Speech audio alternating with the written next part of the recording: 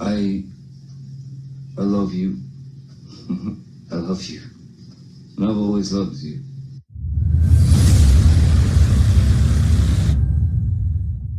You're a fucking baby. Because you start physical fights? You're such a baby! Because Grow you, the fuck up, because you start Johnny. physical fights? I did start a physical fight. Yeah, you did. But I did not punch you. I did not fucking deck you. I fucking was hitting you. Is it your testimony that you never committed any act of what would be considered domestic violence against Mr. Depp? Oh my God, I thought the first time. Amber, I lost a fucking finger, man. Come on.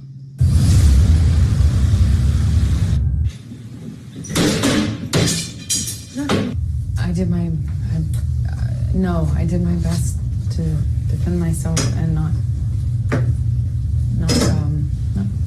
get seriously hurt.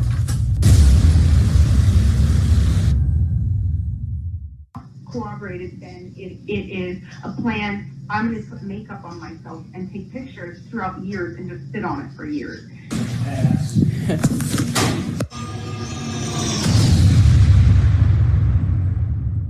Hello friends, how are you guys today? I hope you are having a wonderful, amazing day so far. Today is Monday. I know. Today is Monday, and I am doing my first week of all the updates and highlights of the trial from week 1. And this weekend was really crazy and hectic with Easter and everything. So I did my best getting everything together. I know it's Monday. I'm just now filming, and I'm going to edit all day and try to get it out by tonight for you guys. But we are going to go through everything from the first week of the trial. I've been watching the trial as much as I can. It's 8 hours or 7 hours a day. And I've been trying to take notes and do everything I can, but it is 7 hours a day and people have to work. They got lives, a lot of people can't watch it 7 hours a day. And then I try to watch the highlights from other YouTubers and channels are doing highlights of each day, but even those are like an hour and a half to 2.5 hours long. So we might as well just watch, the live feed.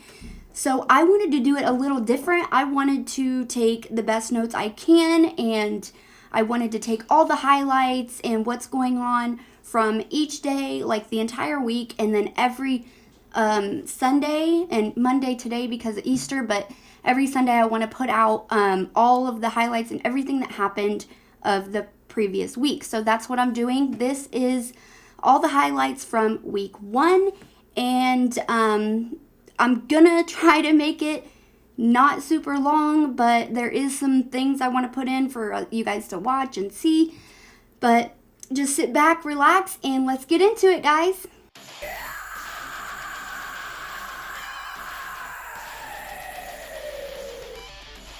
Okay guys, so we are of course going to start out with opening statements, and since this is primarily Johnny Depp's case that he brought, his lawyers went first, so let's go ahead. My notes here, they basically went through the entirety of the case. They went through their marriage, their fights. They did acknowledge Johnny's drinking and his drug abuse, and they said that does not make him an abuser. Now, Amber's side and her lawyers are trying to spin it as because Johnny has substance issues, that makes him an abuser. And they're trying to also spin it as, well, he could have been so drunk or so high that he was in a blackout and abused her in a blackout, and he doesn't even know he did it. So they're kind of trying to spin the fact that he was abusing drugs and alcohol into that makes him a abuser.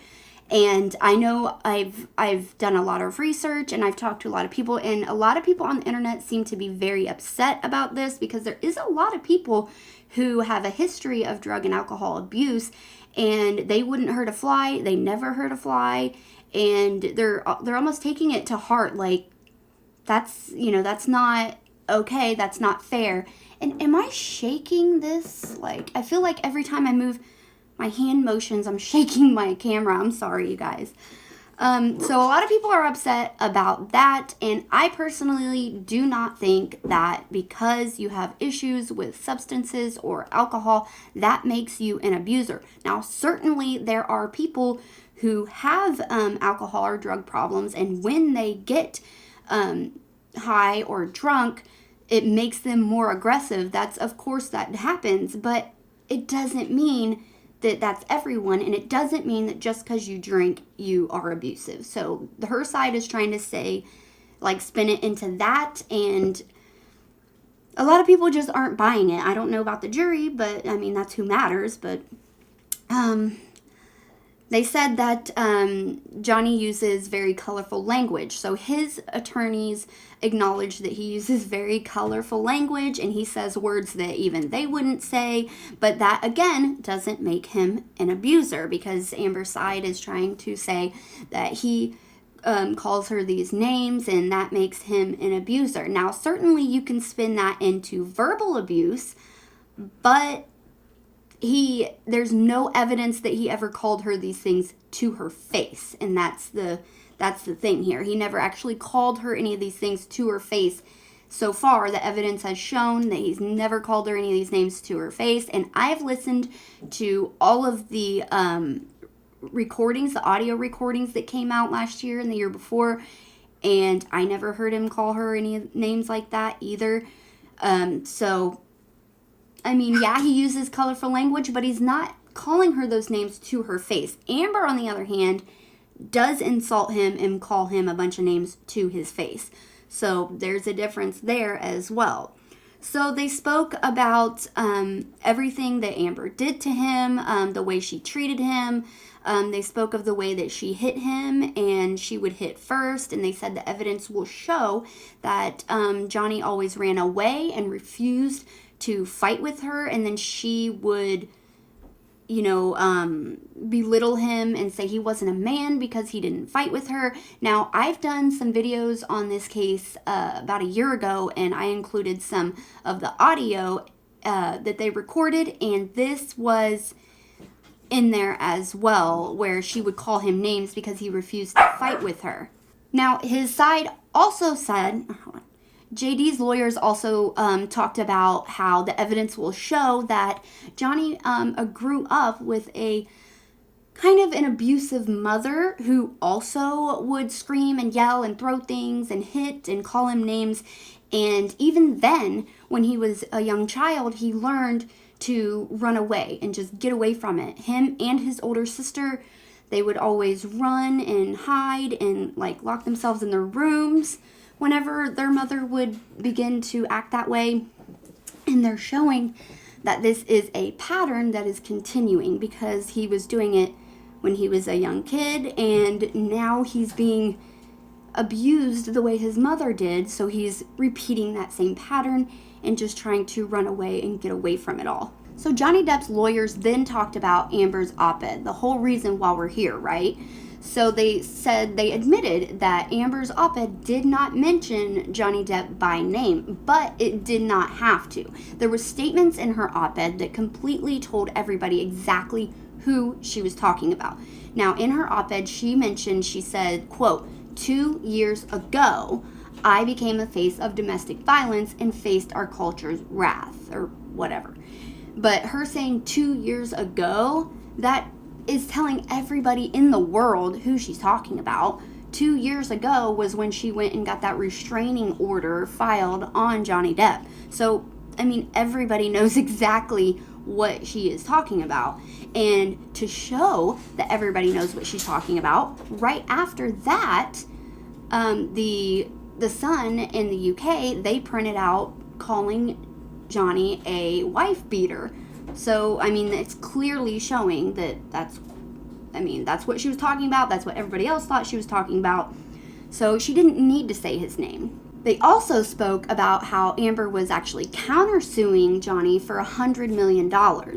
And they're saying that she is countersuing Johnny for statements that Johnny did not even make. The statements she is suing is statements that Johnny's former attorney, Adam Waldman, made. And those statements that he made were merely just his opinion, and Johnny Depp is not responsible for what comes out of Adam Waldman's mouth or anyone else's mouth, clearly. I mean, how would I be responsible for what came out of your mouth if it was your opinion? So basically, Amber's case holds no water. It's nothing. They then said that Amber's side will be telling you horrific and explosive and graphic tales of abuse.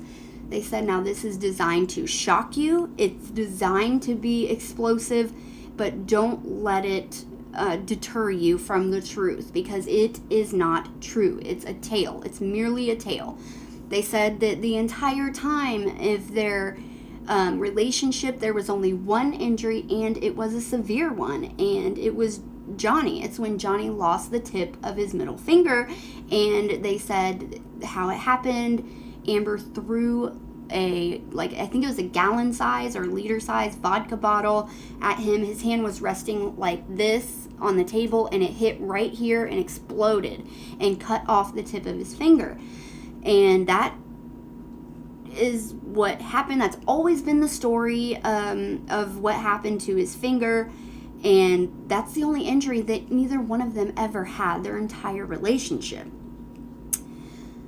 So they pretty much hit on every topic. They did a really good job with their opening statement, and then it was Amber's side to do their opening statement. Now, Amber's side, they of course just said that Johnny is a abuser, and he horrifically abused Amber, and she was a battered woman type thing, and it's in her First Amendment right to speak on her experience with Johnny Depp and her experience being abused by him. It's in her First Amendment right.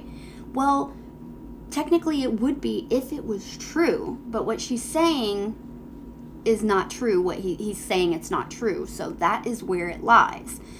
Heard's team then said that Johnny purposely brought Amber to court. They started talking about how Johnny purposely brought Amber to court all the way in Virginia, where neither of them live, neither of them have ties, and the only reason why he dragged her to court all the way in Virginia was to just make her life harder, and he wanted to further hurt her and make her life harder and further bully her by dragging her all the way to Virginia, where she has no ties.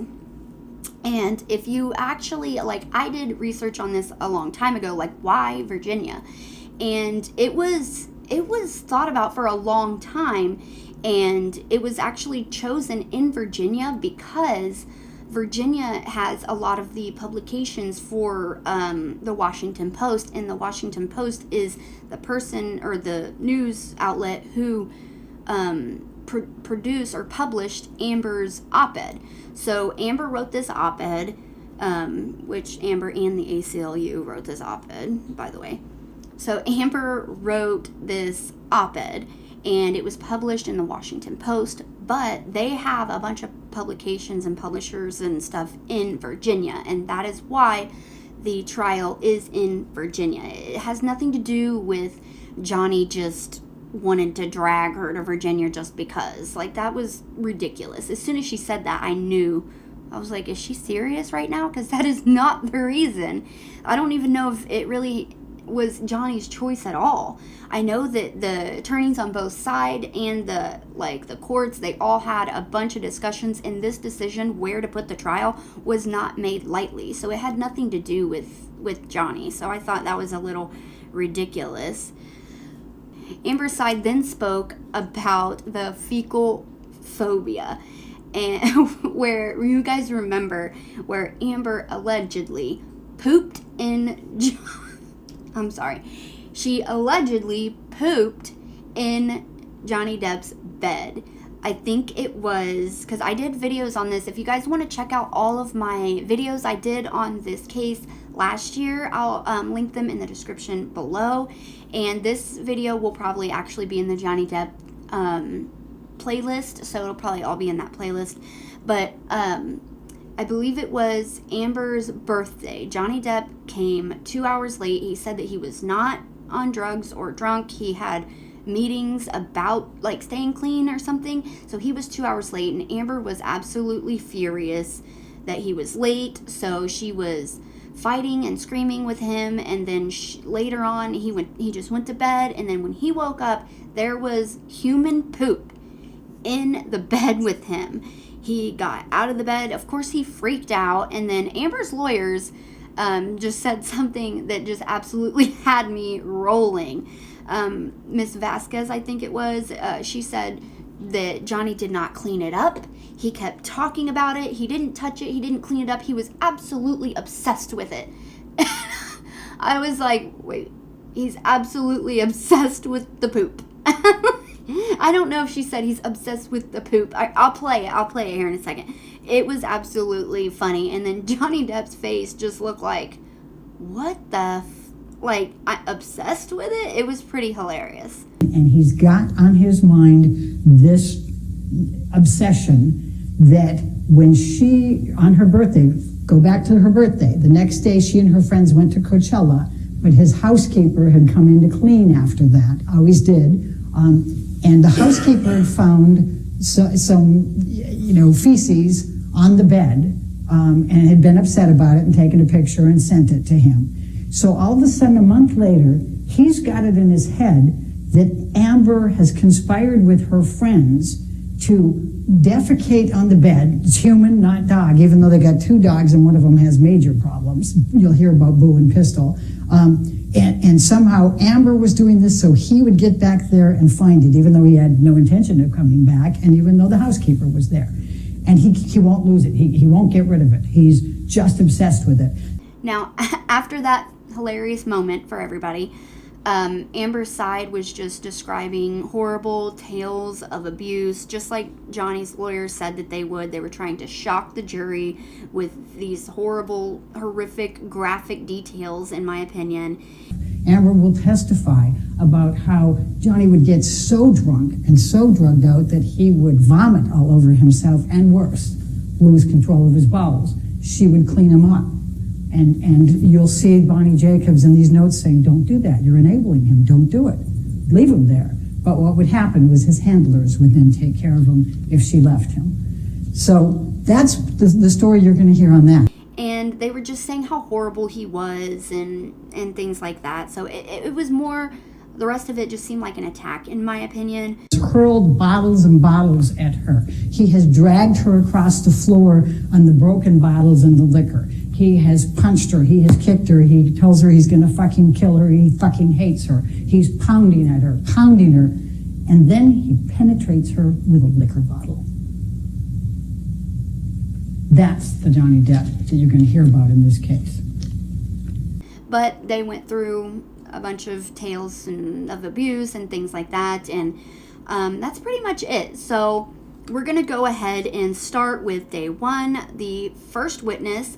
And the very first witness was Johnny Depp's older sister, Christi Dembrowski. Now, Christi Dembrowski is Johnny Depp's older sister by 2.5 years. Now, I didn't save any clips of her testimony because it wasn't really like anything like, whoa, like, you'd want to see or hear. Like, she just kind of went through their childhood, talking about how their mom was abusive and she would yell and scream and hit them and throw things. She would call them names, and she described how their mom used to call Johnny One Eye because the doctors had concerns that he might have a lazy eye, so he had to do like exercises. If you guys have ever heard, like, if you have a lazy eye or if you're blind in one eye, you have to do certain exercises to keep those muscles in your eye strengthened so nobody can really tell that you have a lazy eye or that you're blind in that eye.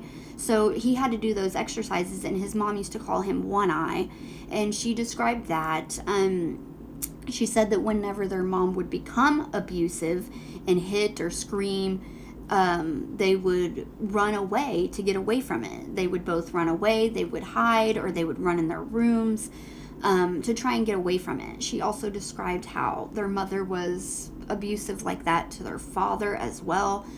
She described their father as being a very gentle, sweet man, just like Johnny. And their mom treated their dad kind of like Amber treated Johnny.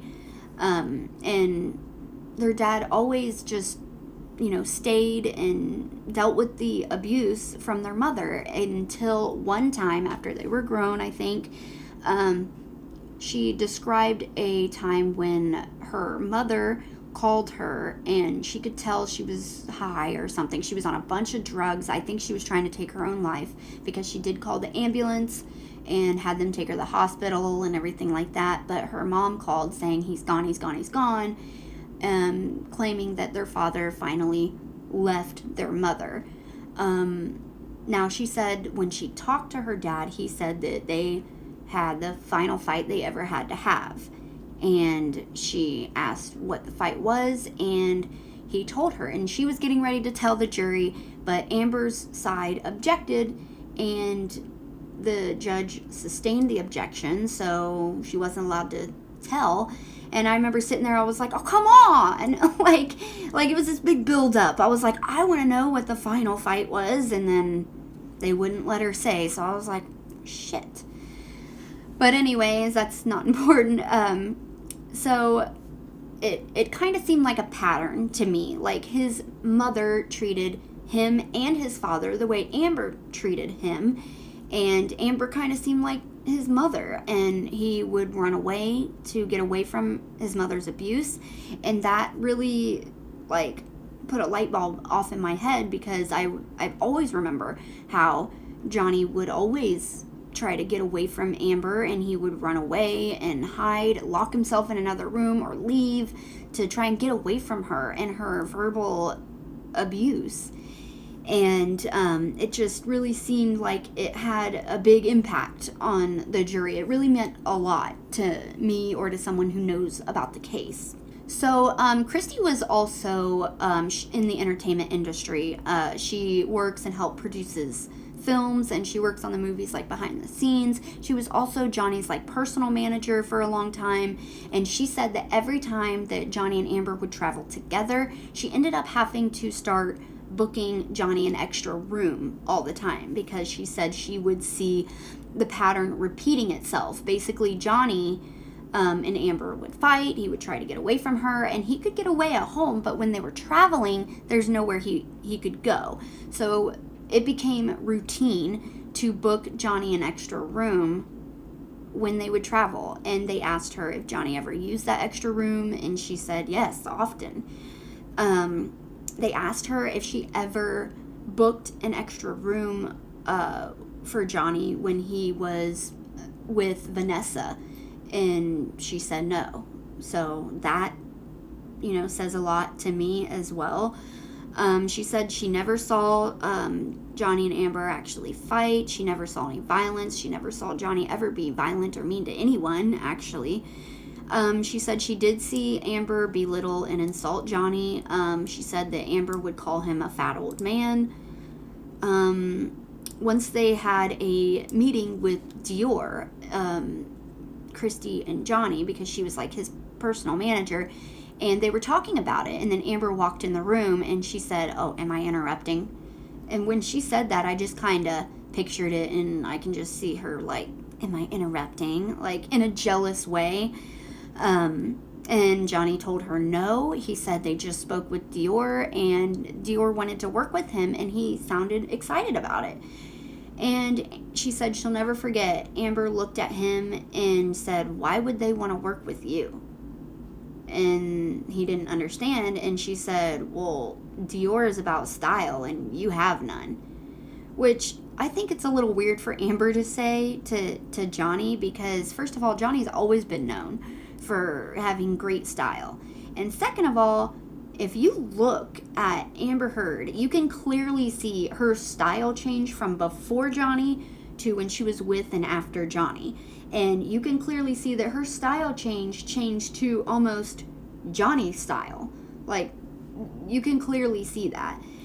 And I've heard a lot of people say that. She dressed one way all the time, and then after she got with Johnny, she started dressing and looking like his style. So it's kind of funny that she said he has no style, but yet she kind of took on his style and made it her own. So, whatever, that was stupid to me, but basically just trying to belittle him and make him feel bad. So Johnny's side asked Christi about Amber's op-ed. And as soon as they got on the subject of her op-ed, every single question they asked, Amber's side was like, objection, objection, objection. Like they didn't want Johnny's side asking Christi anything about Amber's op-ed. But that's, of course, my opinion, but it seemed like they didn't want her answering anything about the op-ed. But Johnny's side then asked, when you read the op-ed, what did you think? Like, what did you think? Who did you think it was about? And, of course, Amber's side objected, and they objected on relevance. They said it's not relevant, and JD's lawyer, he's like, it's completely relevant, Your Honor. I mean, this is why we're here. She wrote this op-ed saying that, 2 years ago, but she didn't say the name, and they're arguing, well, she didn't say his name, and Johnny's side is arguing that you didn't have to say the name. So you read it. What did you think when you first read it? And they objected. They did not let her answer that, and the judge agreed. She wouldn't let him answer it, which I think is a little stupid. They said, well, it's completely relevant, which I agree, but they didn't let her answer. So that's pretty much her testimony, and then Amber's lawyers come up and they do their cross on her. Okay, guys, so now we're going to go ahead and move on to the cross-examination of Christi Dembrowski from Amber's lawyers. So they really just kept asking her about Johnny doing drugs. She kept saying that she never really knew him for drugs to be that big of an issue with him. They kept trying to get her to admit that she knows that drugs are a big issue for Johnny, but she absolutely refused to admit it. They pulled up some texts from her to Johnny, and her text said, stop coke, stop drinking, and stop pills. They were 3 separate texts, all in a little row, and they kept asking her about these, and she still wouldn't admit that she thought that drugs and alcohol were a problem for Johnny. She wouldn't admit it. She just kept saying, I see the words on the screen. I see the text here, but I don't know the context of these texts. That's what she kept saying. She said she just didn't know the context, and Amber's lawyers kept trying to say, well, what other context would it be? Of course, you meant for him to stop doing coke and pills and drinking, and she just kept saying, I see the words. Yeah, I see the words, but like I said, I don't know the context that these texts are in.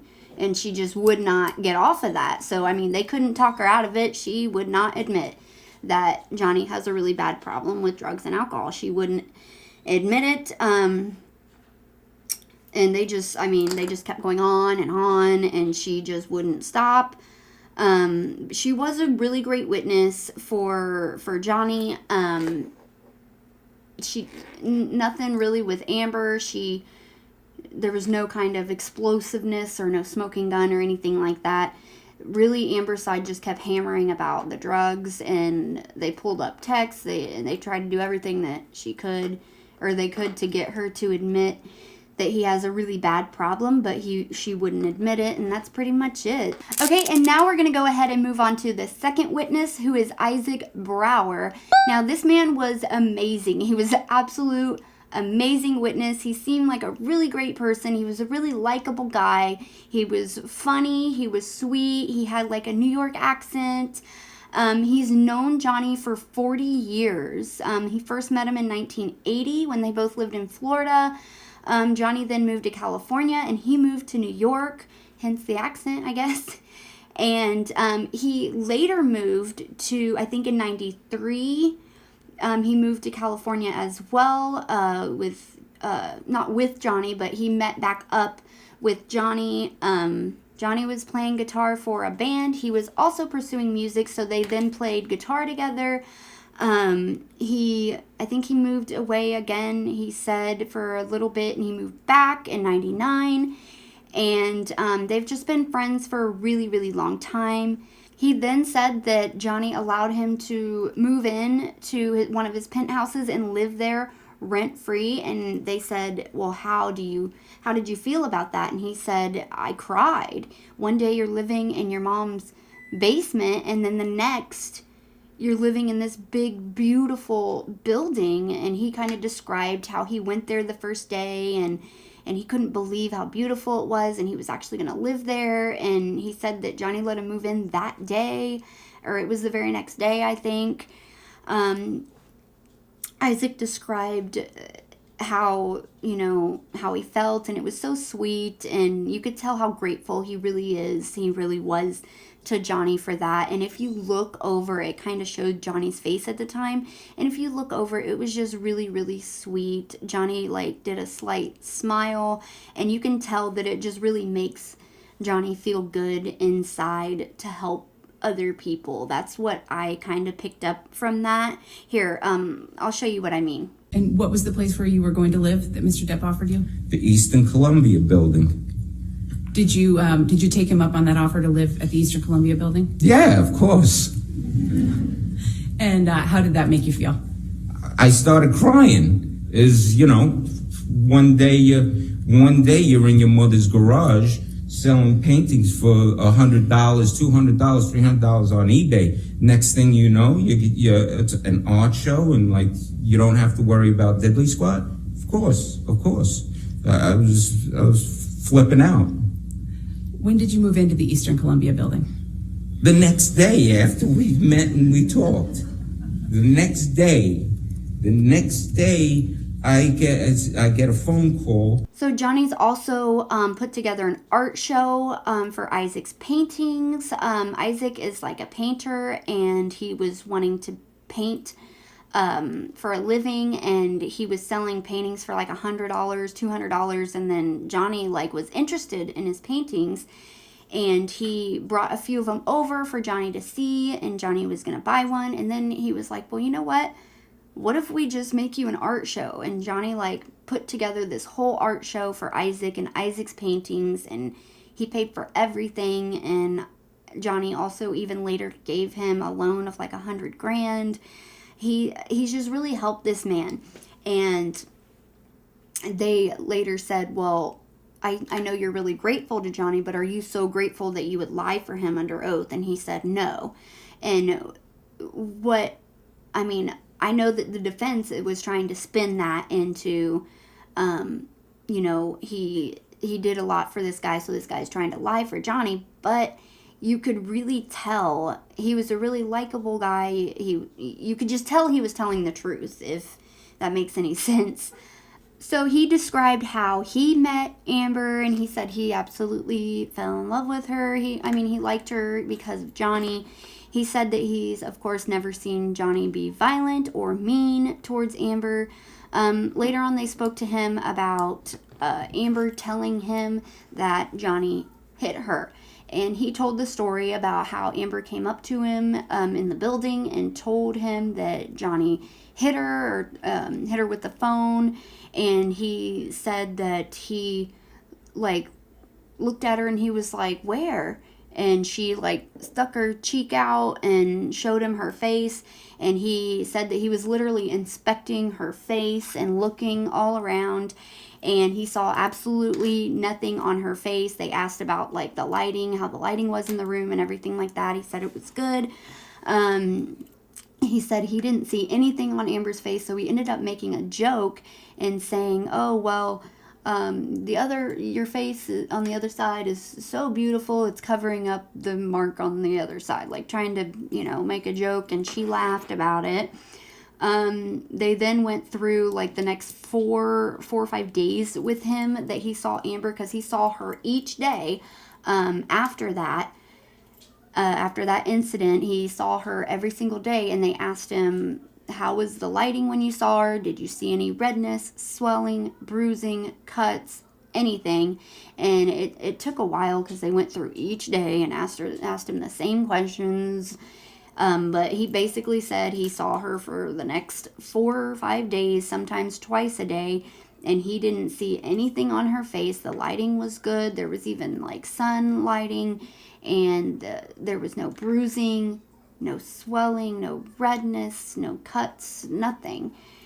And they then started talking about a few days after that, and they asked how he felt when he saw the tabloids and saw that Amber went to get a restraining order against Johnny. And he said he was absolutely shocked.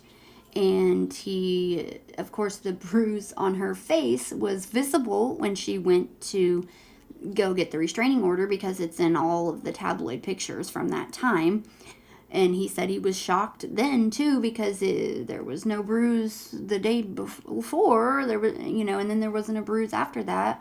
I'm pretty sure they talked about after that. I'm not sure. No. Yes, they did. I'll get to that. So he said that he was really shocked about it, and then he said he came home, and I think it was like the next day or something, Amber came to his house. So it was the next day, Amber came to his house and knocked on the door. He answered the door, and she asked him if he wanted to come over and have dinner with her.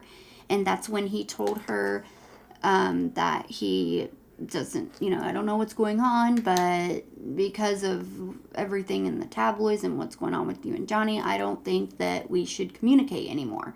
Or I don't think we should speak to each other anymore, is what he told her. She tried to tell him, and she said that the lawyers were making her do all of this. Like, she wasn't wanting to do any of that. Her lawyers were making her do that. And he stood firm and said, I don't care why you're doing it or who's telling you to do it. We shouldn't speak anymore. And she just said, I'm sorry you feel that way. And they asked him if she had any bruising or redness or anything. And he said, again, no, there was nothing there. So how would she have no redness, swelling, bruising, cuts, anything for that day? She told him he hit her, in the next 4 days, and then like a day or two after that, she has a bruise when she went to get a restraining order. But then the next day, when she went back to his house, it wasn't there. Like, sounds fishy to me, a little bit suspicious. Then after that, he said that he never spoke to her ever again. Then they went and started talking about the surveillance videos, and he said he did see a surveillance video of Amber and her sister Whitney like threw a fake punch at her, and they both laughed about it. So they were talking about that. And if your husband abused you or hit you or whatever just a day or a couple days before, would you be laughing about getting punched in the face? I don't think so. And if you ask any other woman who has been a victim of domestic violence, I don't think that they would be joking about getting punched in the face right after getting abused by their husband. And if you were the sister of someone who was just beaten by their husband, would you joke about punching her in the face and then you guys laughing? I don't think so. But they spoke of that surveillance video, and that's pretty much it. And then Amber's team came up for the cross. Now, this is the funny part that everybody is talking about all over the internet. Amber's lawyer came up and started asking him questions, and they were asking about when he was talking about Amber getting hit by Johnny and he seeing her face every day, and there was never any bruising or redness or swelling or anything like that. So they kept asking him over and over if he knew what Amica cream was, and that's what they kept. The lady lawyer, Miss Vasquez, I think is her name, she kept asking, do you know what Amica cream is? Do you know what Amica cream is? And he said no, he'd never heard of it. And honestly, nobody's ever heard of it, because it's not Amica cream, it's actually Arnica cream. So, duh. So, nobody's actually heard of Amica cream, but she kept asking him over and over, and then they went through all the days after. Like, Johnny's side went through each day, how he saw her, and if she had anything on her face, bruising or whatever, and then Amber's side went through each day.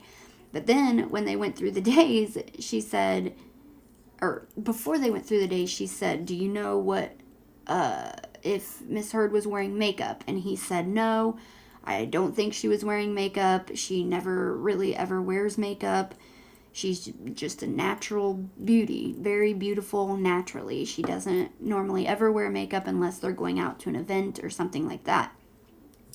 She said, well, have you ever been with Miss Heard in the morning when she's putting on her makeup? And he said, no. And they said, well, how would you know if she's not wearing makeup? Did she say she wasn't wearing makeup? And he said, no, but when she is wearing makeup, she mentions that she is wearing makeup.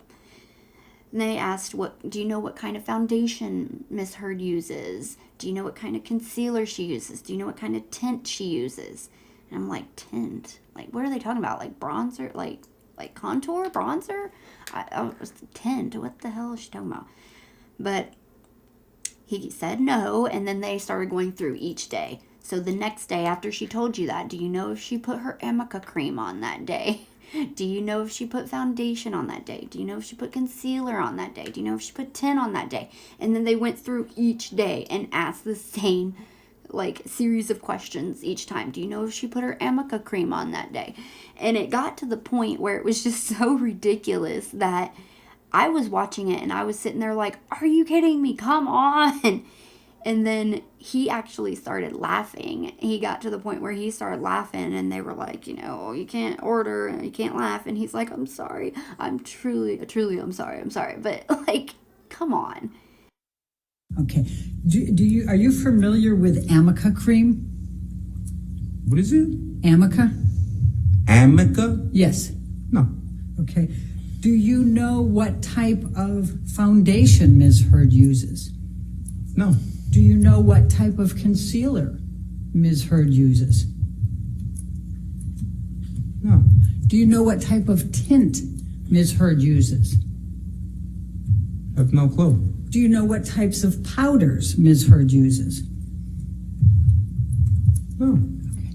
So when you're saying that you didn't notice any makeup, would it be fair to say that you yourself are not familiar with what type of makeup Amber Heard uses on a daily basis? I don't know what she uses on a daily basis. That's my point. Now, the first time that you saw her, which was May 22nd, Yeah. Ms. Heard was there. Were you aware she was on her way to somebody else's birthday party? Not yours, but somebody else's that day? No. Okay. Can you tell me what her hairstyle was that day? It's just down. You don't know she was not wearing makeup, correct? For a fact? Correct. No. And you don't know whether she had applied Amica cream, correct? No. And I didn't even know what Amica cream is. And you don't know whether she had applied concealer or foundation or powder or tint, correct? That's correct. Okay. And do you know whether Amber had any Amica cream on that day? No, I don't know. And I'll try to make this faster. Do you know whether Amber was wearing concealer, foundation, powder, or tint that day? I don't know. Okay. Again, do you know whether she was wearing any Amica cream? Sir, if you could just answer I'm this sorry. question. I'm totally sorry. I'm Thank sorry. you, sir. That, no. And do you know whether she was wearing concealer, foundation, powder, or tint? No. Okay.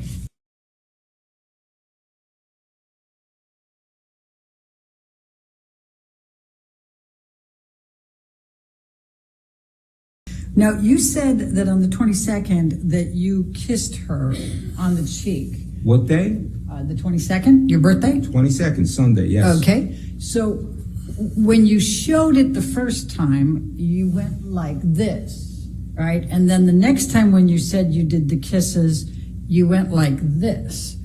What's your typical way of kissing women when you greet them or say goodbye? I'm not understanding any of what you just did. Okay. Did you have a different way of kissing her on the cheek different times? Or did you have a general way that you would greet or say goodbye to Amber with kisses? Regular, it's a regular, you give a peck on the cheek, or like you just touch cheeks and Okay. that's that. So it's a pretty soft, it's kind of like almost a superficial one, or is it a really hard one on the cheek? No, it's you kiss someone on the side of the cheek. I don't know, pressure-wise, what kind of talk is there? I mean, is it just talk? one of these little pecks, or is it much harder? No, it's a regular. You touch, you touch and boink, and that's that. So you think it was pretty hard? You peck her on the cheek pretty hard every time? Objection, Your Honor. No, I'll sustain the objection. If you want the next question. Okay. Then at the end of the cross, Amber's lawyers started talking to him about how, well, you're pretty angry with Amber, huh? And this is where I just absolutely could not believe Amber's lawyers at all. I was like, what are they doing? Because Miss Vasquez was like, so you're pretty angry with Amber, huh? And he said, angry about what? He said the phony this and that and the lies and this thing she created, and he just kept going on and on and on. And Amber's lawyer, she just let him do it. She just let him just keep talking. And I couldn't believe she was allowing him to talk and not cutting him off like, sir, I asked you a yes or no question, And if you have somebody on the stand, or if you're a lawyer and you're doing a cross, your main objective is to control the witness. You must make sure you control that witness and make sure that they answer in yes or no, and then you cut them off and keep going. She just let him go on and on and on. And was that on purpose? I don't know. But then she asked if he was still mad at Amber. And he said, no, it's been 6 years now. I just want her to move on, move on. And then he started talking about like how horrible what she did to Johnny was, and how it's just absolutely insane. And he got really choked up, and then he started to tear up and get upset, and he actually started to cry a little bit. And Amber's lawyer just let him. She just let him keep talking and talking, and then let him get upset and let him cry instead of like cutting him off right then and there. And I think that was just incredibly impactful, and it was very, very powerful for Johnny's side, I think, because it's not like Johnny's lawyers were asking him these questions and he was getting emotional, and like, because people could say that they plan that, and because you're, of course, if it's your witness, you practice with them. It's not like they planned that with him. So it was the cross-examination where he started actually getting upset and tearing up. So I think that was very impactful, and it was very, very explosive, and a good thing for Johnny's side. It was very powerful. And I think you testified already, you're pretty angry with Ms. Heard, right? When? I wrote it down that you about the phony pictures that were taken and put in tabloids, and about the fake narrative, and about and the way she's trying to got a fraudulent DV claim to extort and blackmail a man. That kind of got me frustrated, confused, angry, upset. Yes, which is why I said the best thing for us to do is not to talk to each other. Okay. Yes. And was it fair to say you're still angry with her? Oh, you know something? It's 6 years. But we just heard you give your version. Am I angry anymore? I'm not, what I am is tired, and I want this all to end. Her to go heal, him to go heal. So many people have been affected by this malicious lie that she started and she created, and it's gone out the door and around the world. And so I can't even paint anymore. I've stopped painting for the last who knows how many years. And that's affected by stuff.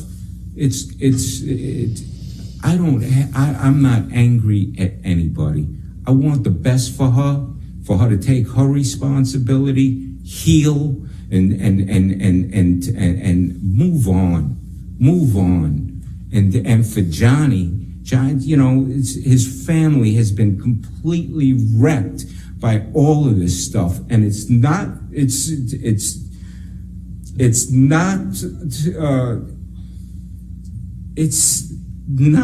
fair. It's not right what she did and what happened for so many people to get affected from this. It's insane. And Mr. Baruch, how this happened. And Mr. Baruch, if in fact she's telling the truth, and if in fact Mr. Depp, who has engaged in enormous rage and domestic abuse and violence of Amber over a period of time that you wouldn't know about, then maybe it's time for him to take responsibility, don't you think? Objection, Your Honor. What's the objection? Speculation. Lack of foundation. Relevance. Speculations. He just went off on this rant and rave about assuming that she's... You asked questions. I didn't ask a question that launched that. I'm going to sustain the objection. Okay, Right, next you question. don't... That was pretty much the end of Isaac's testimony and his cross-examination. So now we're going to move on to the next witness, and his name is Brandon Patterson. Now, Brandon Patterson is the general manager of the Eastern Columbia building that Johnny and Amber lived in. The Eastern Columbia building has, of course, they have a bunch of security cameras and the whole security system, and he is the general manager for that building and for Action Property Management. So this man is actually responsible for managing and preserving all the recordings and the videos from the Eastern Columbia building. So when the lawyers subpoenaed him, he was through video. It was he was a remote witness, and they were talking about how he was responsible for getting both parties the videos that they requested and saving them and handing them over and preserving them and everything like that. So his testimony, honestly, it was very, very boring. They literally had 87 surveillance videos from the Eastern Columbia building that were subpoenaed, and they literally went through like tons and tons of videos, and it didn't even really show. I mean, there was a couple surveillance videos that it showed us watching the trial, but really it was only a handful, and they went through so many videos and it wasn't showing us, so it was just really boring. And they were just saying, do you recognize this video? Where was this video taken from? Oh, this was from this elevator, or this is the common area, or this is the lobby, you know. And he was just explaining the footage, and then he explained that all of the footage is stored on a DVR system, and it's written over approximately every 20 days. And so they were just asking him questions about all the videos, about if the date and times were correct, if it looks grainy here, and he said it does look grainy here, which I guess it doesn't look grainy in their camera. I don't know. So it was just like this the entire time. It was a really, really boring testimony. He did say that he did see the footage of Whitney throwing the fake punch at Amber and them both laughing. So that was pretty powerful for that testimony, because that surveillance video was not saved. So the jury's not going to get to see that footage, but they are going to hear about it. So they heard it from Isaac, and now they're hearing it from Brandon Patterson that this video did exist. They asked why it wasn't saved. He said it actually wasn't requested by either party. Of course, Amber's not going to request that video because it's damning to her. And I'm guessing Johnny didn't know that that video existed until it was too late, is what I'm guessing. But that was just all his testimony. So and he was the last witness of day 2.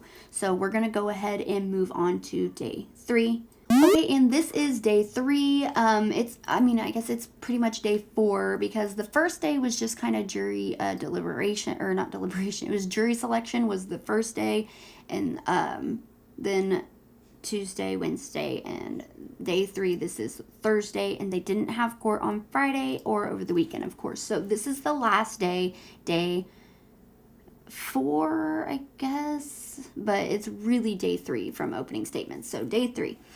The 4th witness is Amber's former assistant, Kate James. Now, her testimony was pretty good. It was pretty funny at times, and it was pretty damning as well. So Kate James opened the 3rd day of testimony. She was the first witness, and it was her video deposition. She wasn't actually there. It was video, but it wasn't like a remote witness either. They were playing her deposition. She worked for Amber for almost 3 years. She was fired by Amber with no notice right after Amber and Johnny's wedding. You can just hear the disdain in this woman's voice towards Amber. Like, she definitely didn't really like Amber very much. So they asked her what she did for Amber, and she said that it was just too much to explain. And they insisted that she explain. Is my microphone? Okay. And they insisted that she explain anyway, so she was like, okay, fine. It's this. I do this. I do that. I do that. I'll explain it if you want to hear it all. And then after that, they were like, well, you were paid for that, right? And she said, very poorly. You were paid for that work, correct? Very poorly. So they first spoke a little bit about the supposed fight, the alleged fight between Amber and Johnny on the plane. Can you tell us, what do you remember hearing about that flight, or what happened or didn't happen on that flight from Boston to LA? Don't know. Sitting here today, you don't remember anything that you heard about that? I don't know. I wasn't on the plane. I just know what happened afterwards, okay? When she asked me to come meet her at the shuttle. Did you think to ask her if she was okay? You know, I probably did, because that's my role, to play a caregiver. That's all I can imagine. So what do you remember about this day that you alluded to earlier? Mostly my surprise that they went to the Chateau Marmont, because Amber had an apartment of her own in West Hollywood that was like completely set up and available to her. So like, that was my biggest confusion. Like, why did she go to the Chateau? And then she asked me to get her bathing suit. I remember that. So I had to go to her apartment to get her bathing suit, which again seems strange to me. And then what also seemed strange is when I got there, she had a bunch of friends with her. And originally I thought she was alone. Did you reach the conclusion that day that Miss Heard hadn't experienced anything traumatic? Over the course of the day, I observed Miss Heard enjoying the company of her friends for several hours. That's all I have to say on that matter. And would it be odd for someone who's experienced trauma to want to be around friends? To you? Yeah, I don't know. I do have an answer. Basically, no. I don't think that if you experience some sort of trauma, it would be weird for you to want to be around friends and want to be around your family for emotional support. But she wasn't like being around friends and family for emotional support and being upset and blah, blah, blah. Miss James, basically, she explains it like Amber was drinking, partying, laughing, having a grand old time. So it's not like, you know, she was just sitting there crying, upset, needing support. She was drinking, partying, hanging out, having fun. So yeah, I think that if you experience some sort of trauma and instead of like coping or whatever, you were just partying and getting drunk and having fun and laughing and not even having a care in the world, it would be a little strange. Or she did say that, you know, she just had to sit there while they were partying. And the lawyer says, well, you were being paid for that, correct? And she said, no, it was a Sunday, so no, I wasn't being paid. And then they said, well, you were just sitting at the hotel while she was, you know, partying around the pool or whatever, so you must have ordered food then. Did you order food? And she said, no. And then she said, well, I take that back. I did order some food for my son, I think. So they're basically saying, well, you sat there the whole time being not being paid, but you ordered food, and you got some free food, though, out of it, right? That's what they're trying to say, but she said she did order some food for her son. And they said, well, that was on Amber's tab then, wasn't it? And she said, no, everything was on Depp's tab that day. And so I thought that that was kind of funny. Would you put that on Miss Heard's tab that day? Everything was on Depp's tab that day, so no. They then asked her if she ever believed that Johnny ever mistreated Amber, and she said no. He asked why, and she said, well, because I was always there and I never saw anything. Then he says, well, you don't have any personal knowledge that he never hit her, right? And she said, well, I wouldn't really say that because I was always there. So if something ever happened, I would have seen it or heard of it or seen the aftermath or something. Did Miss Heard ever tell you that Johnny had hit her? No. Did she ever tell you that Johnny had pulled her hair or pushed her? No. Let me ask you a little bit differently. You never believed Miss Heard that Mr. Depp had mistreated her. Is that correct? At the time or after? I never believed it. In what context are you talking about? During my employ or afterward? During your... No, never. And there was never any damage to the apartment that I witnessed. There was never any aftermath of anything ever that I ever saw. Now, you, of course, have no personal knowledge one way or the other whether Johnny was abusive to her, correct? Well, I don't know if that's necessarily true, because if it was true, I would have seen the damage, even if I wasn't physically present in the moment of these alleged arguments. Now Amber's lawyers bring up a text from Johnny to Miss James, and they are saying Johnny said to her, come over for a spot of purple, which I'm guessing is a glass of wine, and we'll fix Amber's flabby ass. Now, Amber's team completely harped on this, like, big time. Like, it was a huge smoking gun, you know. How dare he say that Amber had a flabby ass? And they just harped on it over and over. Like, it was just so awful that he said flabby ass. Flabby ass. How dare he say that? But I think it's ridiculous that Amber can sit there and call him fat old man and belittling and insulting him constantly, and that's okay. But as soon as he says flabby ass, it's boom, this case is dismissed. He said flabby ass. Like, okay. So, and like I said earlier, Johnny has never actually said any of these things to Amber's face. Everything he's ever really said was not to her face. So it's not like he's yelling at her like, you have a flabby ass. He said it to someone else. And so did Amber ever even know that that was said until they subpoenaed their devices? Probably not. But they saw it and they're like, oh, we gotta make sure we put that in there. Flabby ass. Very important. Flabby ass. So moving on, she said that she had no concern for Amber ever. Then they got into Amber firing her without notice. And she said, yeah, it would have been nice to have some notice. And they said, well, Amber gave you 6 weeks pay, after that, right? And she said, well, she said that. She did say that she was going to give me 6 weeks, like, severance pay. But I don't remember if she ever actually did or not. And so we don't know if Amber ever actually gave her that 6 weeks severance pay. So they kept trying to make it look like Kate James was a disgruntled employee and she was angry at Amber for being fired, and that's why she's saying these things now. But she kept saying, no, I wasn't angry. No, I wasn't upset. No. And they said, well, you've had nothing but animosity towards Amber since then, haven't you?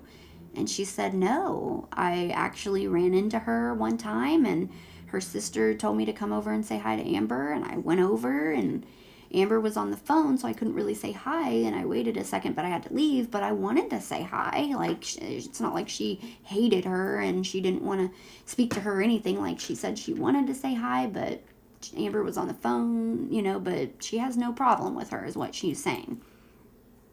Then they said, well, after she fired you, you did try to get on Johnny's payroll, didn't you? And she said yes. She asked if she could, because Amber came back from her honeymoon.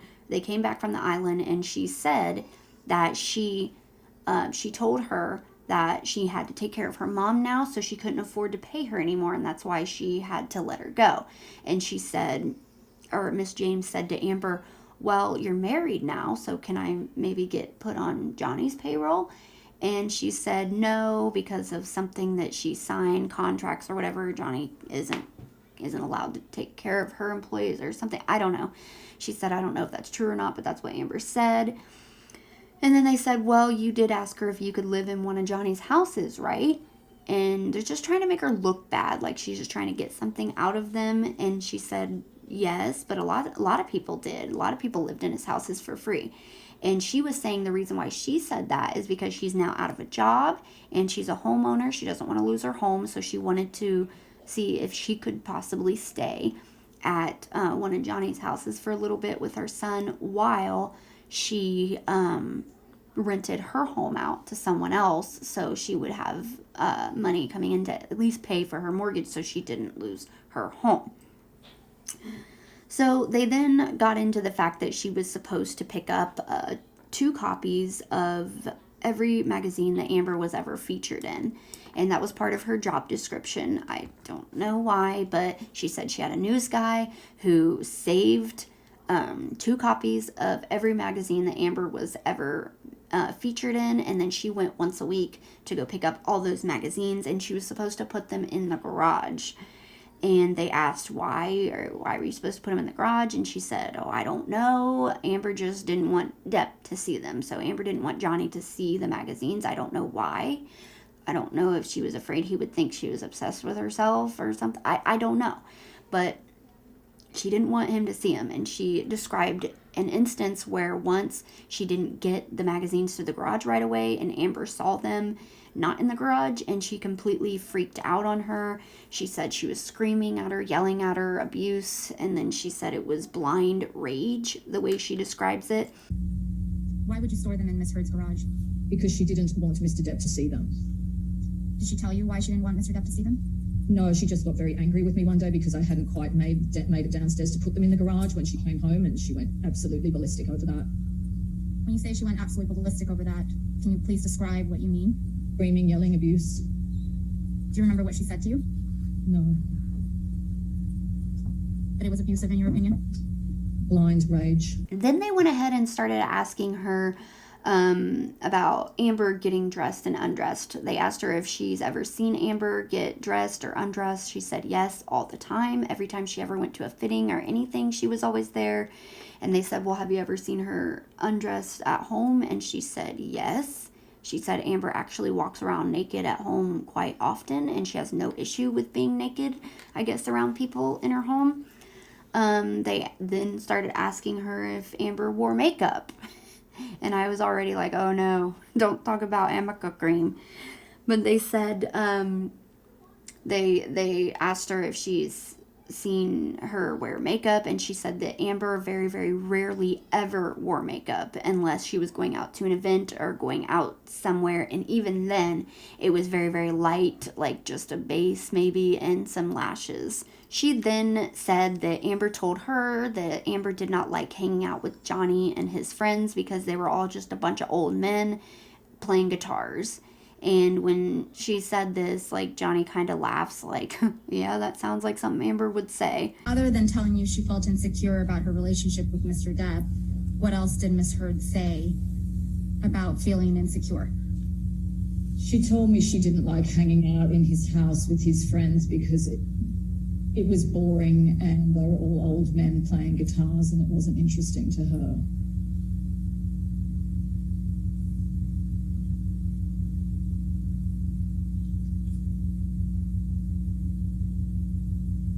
They asked if she ever saw Johnny be mean to Amber. No. If she ever saw Johnny break anything. No. Ever seen Johnny yell? No. Like, never. Nothing like that. So they then asked her about bringing her son to work. They said, do you ever bring your son to work? She said, yes, often. Has Johnny ever seen your son? Yes.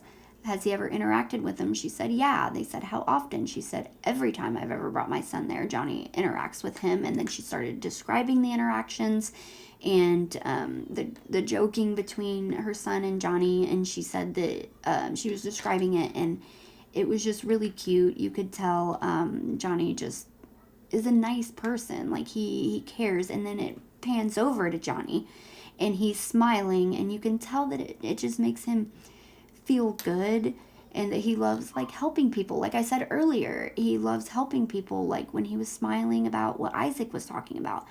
And he just likes making people happy, especially kids, and you can really tell that here.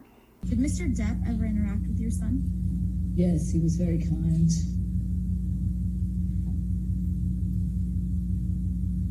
How often did Mr. Depp interact with your son? Whenever they were in each other's presence. Can you give me an estimate of how often that happened? Oh, countless times. He would even teach him how to play guitar. He brought him back from vacations. He showed him his amazing makeup makeover when he was doing Black Mass. He tricked him. He leant over and was saying, "Do you know who I am?" Like the full makeup on his son's jaw almost hit the ground. It was really cute, actually.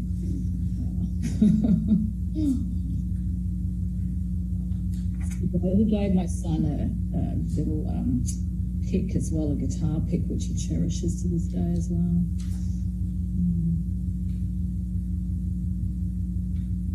Fair to say you were around Mr. They then asked her if she ever really spoke with Johnny. She said on occasion she would speak with him, but she would always look over to Amber and catch Amber giving her the evil eye, so she would walk away quickly and know that she doesn't want her talking to him. They asked her if she ever saw any violence or damage to the property, aggression on Johnny's behalf, and she said no, never. She then started describing Amber's verbal abuse towards her. Really abusive to you? Screaming over the phone. She screamed at me once in person, multiple times screaming at me over the phone.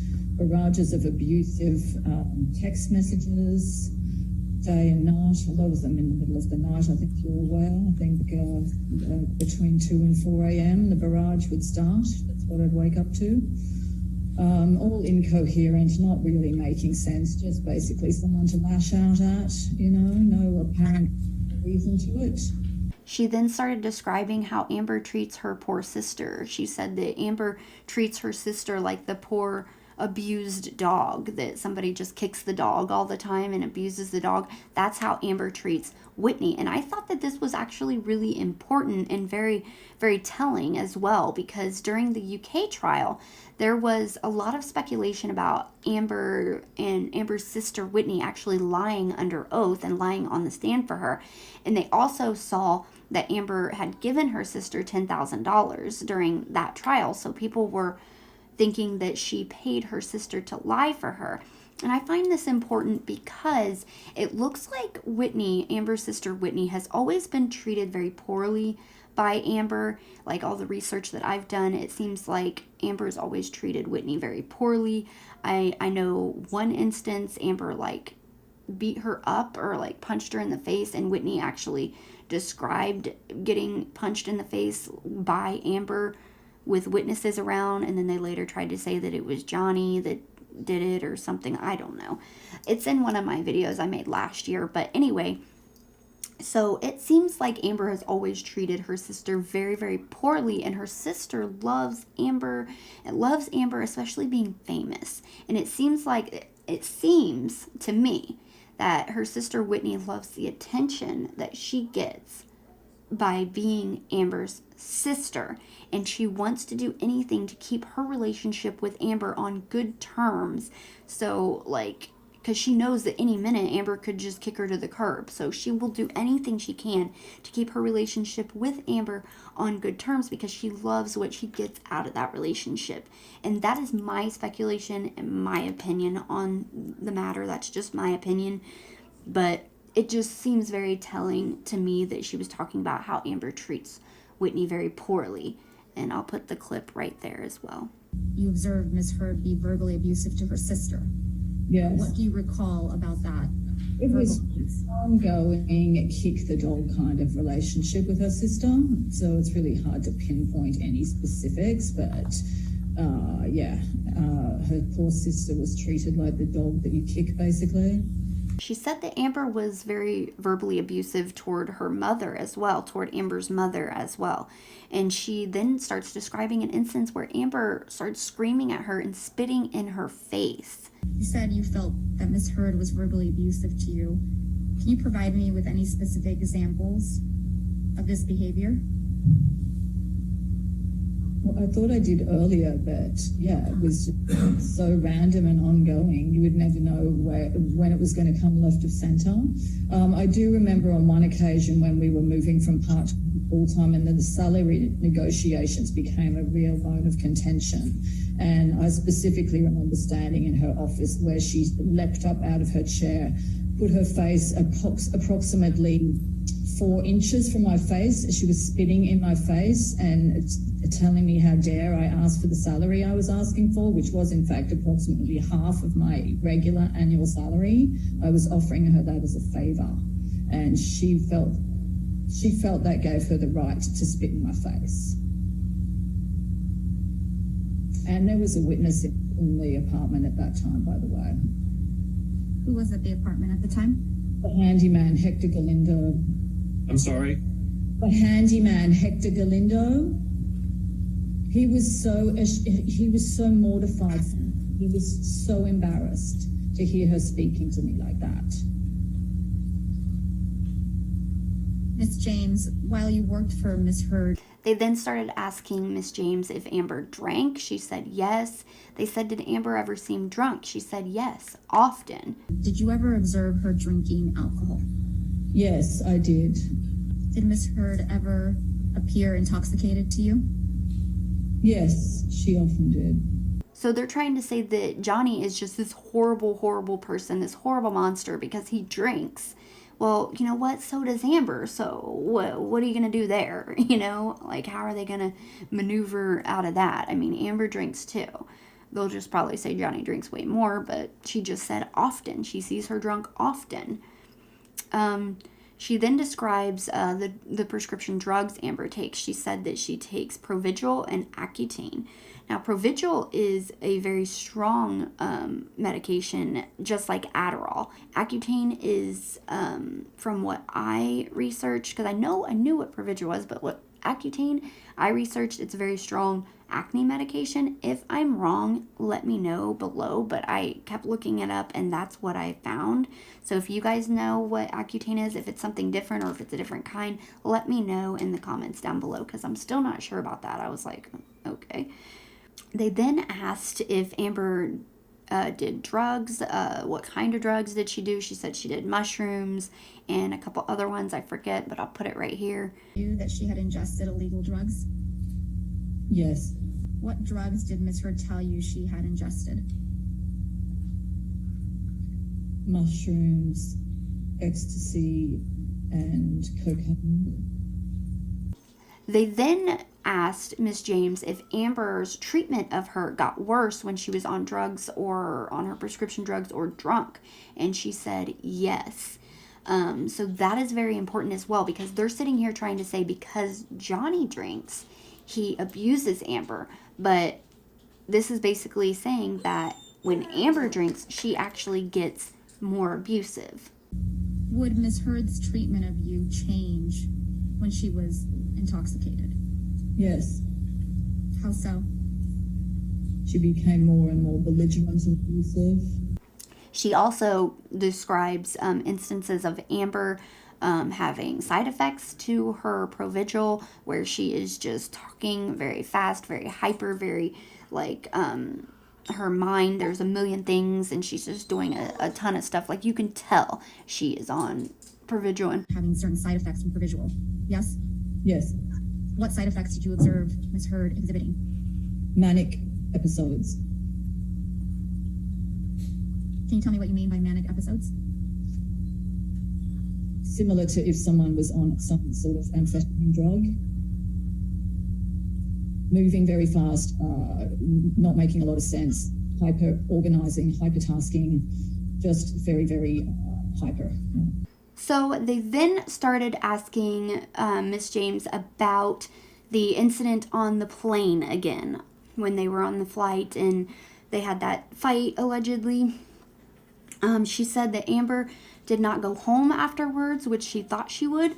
She went to some hotel or something, like it was some kind of hotel, and she did tell Miss James to go to her house and get her bathing suit and bring it to her. So Kate said that she went to her house and she got her bathing suit and then she brought it to her, and she said that when she got there with Amber, it was Amber and she had a bunch of friends with her hanging out. They were partying, they were drinking by the pool, they were laughing, having a good time, like no care in the world type thing. She said it almost looked to her like it was a strategy meeting, or it almost looked very conspiratorial to her. They asked her if she observed Amber showing any injuries to any of her friends, and she said no. Then she was asked if someone is insecure, or if they were smothering the other person, if they had deserved to be abused. And she just said, I don't have an answer for you. I mean, of course, if you're just insecure, you don't deserve to be abused. Or if you're smothering your partner in a relationship, you don't deserve to be abused. You never deserve to be abused. But I don't believe she was ever abused. So that's my answer. But she just said, I don't have an answer for you. And that was the end of her testimony.